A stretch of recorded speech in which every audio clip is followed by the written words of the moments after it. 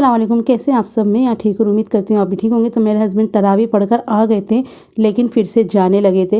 ये कहने लगे कि मैं सिर्फ तुम्हें दूध वगैरह देने के लिए आया था, क्योंकि इन्हें दोबारा से जामा मस्जिद जाना था। तो आज इनका प्लान है दोस्तों के साथ घूमने का। मुझे घर में अकेला छोड़ के खुद चले गए हैं। तो मैं यहाँ से इनको नीचे से देख रही थी कि ये कहाँ पर जा रहे हैं। मैंने इनसे बोला कि मत जाओ, पर इन्होंने बोला अरे थोड़ी देर में आ जाऊँगा। तो मैंने बोला चलो ठीक है, मैं इतने में खाना वाना बना लेती हूँ। तो मैंने आज बनाए थे आल की प्याज यानी कि स्प्रिंग अनियन, और उसमें एग्स डाल दिए थे। तो इन्होंने मुझसे कहा था कि उसमें मेरे लिए 2-3 आलू भी डाल देना, तो मैंने 2 आलू भी डाल दिए थे। तो ये सहरी के टाइम पर आए थे। फिर हमने खाना तो क्या खाया था, फिर सहरी ही कर ली थी हमने सीधी सी। तो यहाँ पे सहरी का तो टाइम हो रहा था, तो फिर थोड़े से दाल चावल भी बनाए थे मैंने, और दाल तो रखी हुई थी और चावल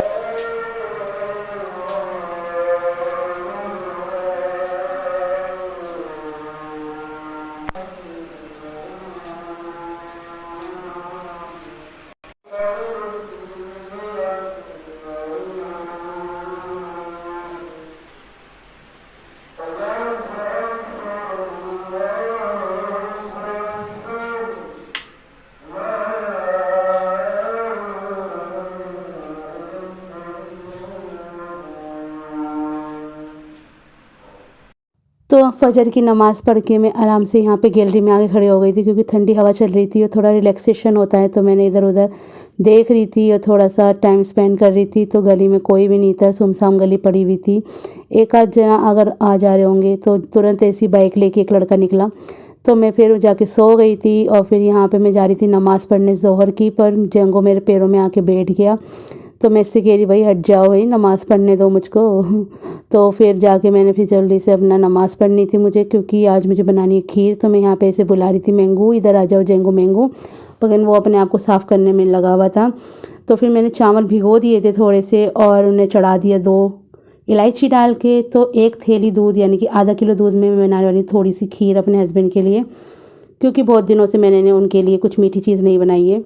तो मैंने इस दूध के अंदर भी 1 इलायची डाल दी थी। बस इस दूध को अब मैं अच्छे से पकाऊंगी, और इतने में मेरे चावल भी उबल गए थे, और इसे थोड़े से मैंने मैश कर लिया। बाकी मैं खीर के अंदर ही मैश करूँगी। और थोड़ी सी किशमिश और चिरौंजी और गोला और बादाम, ये सब चीज़ें ना थोड़ी थोड़ी सी मैंने इसमें डाल दी थी, और थोड़ी सी मैंने ना अलग रख रखी थी यानी कि ऊपर से डालने के लिए। और ये देखिए मैंने चावल भी इसके अंदर डाल दिए थे जब इसमें दूध में उबाल आ गया था। बस इसे अच्छे से मिक्स कर लूँगी, जिससे कि लम्स ना पड़ें। वैसे लम्स पड़ते नहीं हैं, ऐसे ही हाथ से तुम करते ना जब मैश चावलों को, तो लम्स नहीं पड़ते।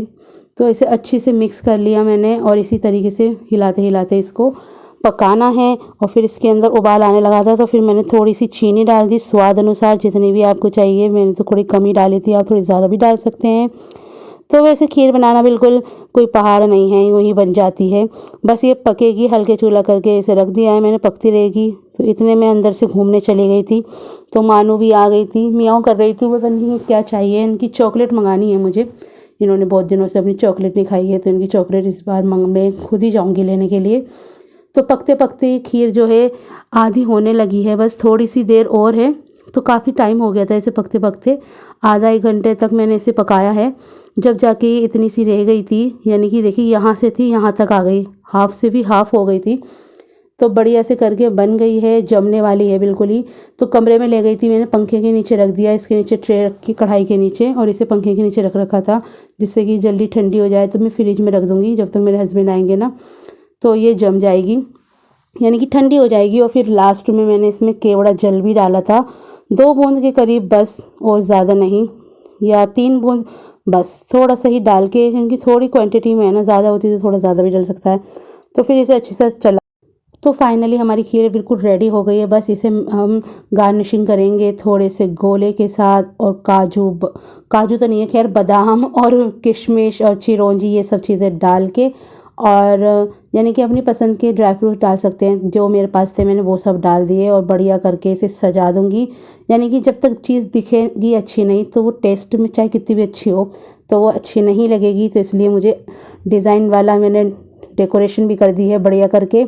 अब मेरे हस्बैंड आएंगे और टेस्ट करके बताएंगे कि कैसी बनी है।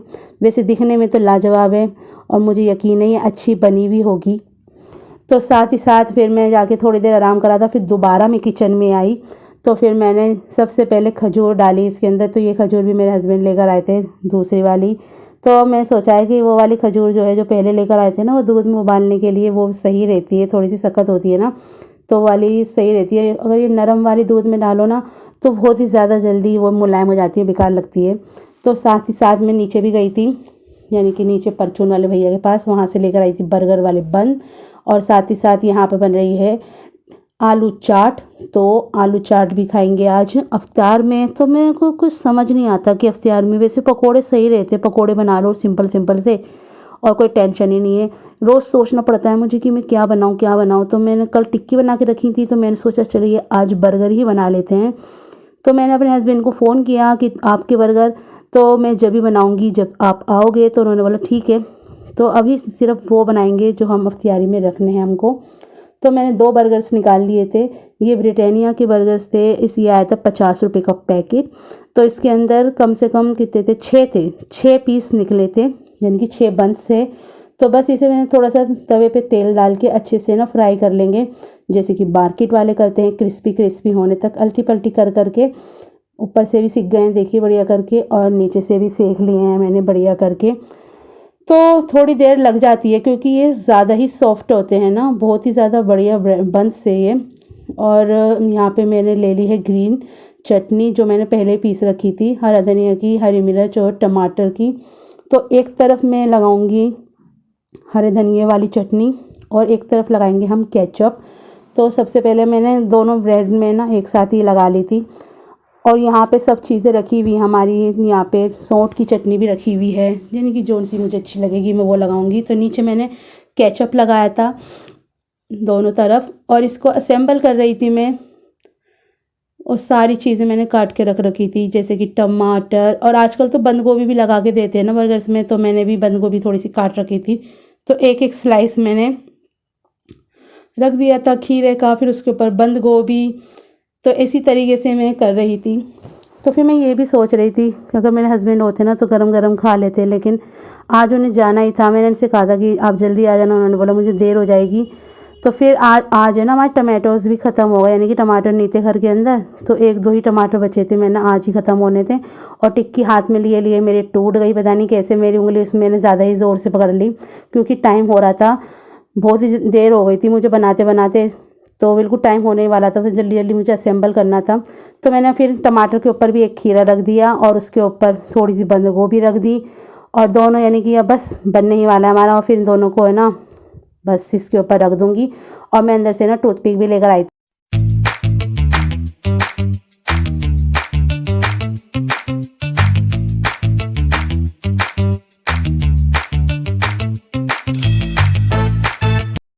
तो हमारे जायकेदार मज़ेदार से बर्गर्स जो हैं तैयार हो चुके हैं। बस अफ्तार का टाइम भी होने वाला था, बस जल्दी जल्दी से इसकी चटनी भी प्रिपेयर कर लेते हैं। तो थोड़ी सी मैंने 1 चम्मच डाली केचप, और उसके साथ डाली थोड़ी सी ग्रीन वाली चटनी, और इसके साथ डालेंगे थोड़ी सी सौंठ वाली चटनी भी डाल देंगे। तो इन सब चीज़ों को डाल के, यानी कि 3 चटनी डाल के मैंने मिक्स कर ली थी, और अपनी बर्गर वाली चटनी बना ली थी। बस अब इसे मिक्स करके बस दस्तरखान लगाने जाना है जल्दी से।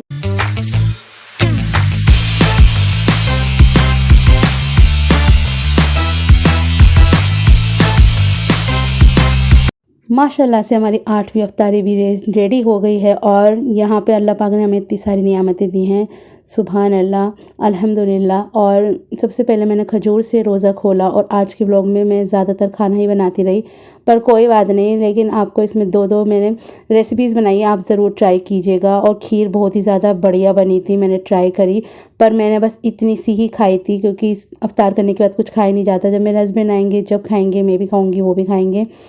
और ये वाली आलू चाट भी मेरी बढ़िया बनी थी। तो इसमें मैंने चटनी डाली थी, थोड़ा नींबू, थोड़ा चाट मसाला। तो इस व्लॉग को मैं यही करने जा रही हूँ। एंड लाइक शेयर सब्सक्राइब करना ना भूलें। अल्लाह हाफिज़।